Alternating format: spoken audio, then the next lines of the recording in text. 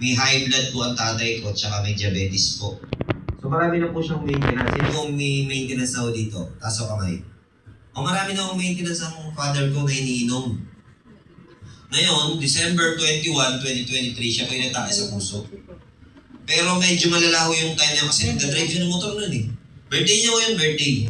Inatake siya, nahulog siya dun sa malalim na parang kanalo. Nabasag ho yung 3 ribs niya.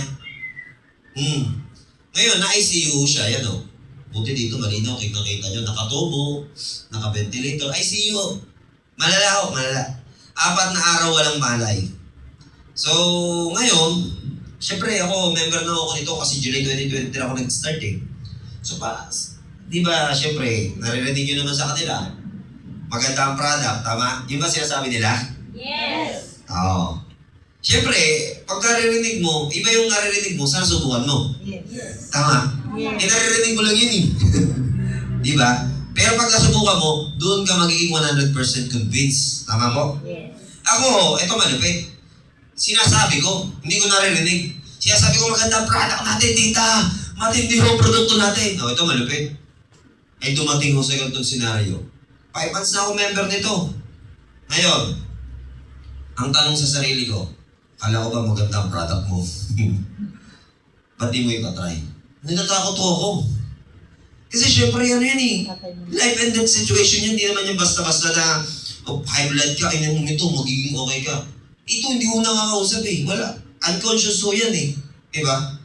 Ngayon, ako po, tinawagan ko yung isang member natin na doktor, si Doc Bart. So pwede niyo siyang research sa internet, sa YouTube. Doc Bart. May paliwanag ko siya, napakasimple o paliwanag. Ngayon sabi niya sa akin mo, maganda ang synergy sa father mo. Simple lang naman yan eh. Una-una, yung produkto na yan, hindi yan gamot. Wala siyang side effect. Tandaan niyo po yung sabi ko ha, hindi siya gamot. Wala siyang side effect. Okay. Mon, kapag ang pasyente nasa ospital, pumupunta ang kamag-anak, ano ang mga dinadala nila? Prutas! Pag kumakain, sa recovery period ng patient, anong kinakain? Gulay! Ano ang laman ng Sinner Greens? Gulay! Tsaka prutas. So napakasimple explanation na in-extract lang, pinagsama-sama. Tapos ginawang juice, powder. Ganun lang ako kasimple. Ngayon sabi niya sa akin, yan ang papasok sa sistema ng katawan ng father mo. That's why mabilis yung magiging recovery niya. So nag-gets ko agad yung point. Ngayon, tanong ko naman kay Doc, mga ilan na mapainom ko.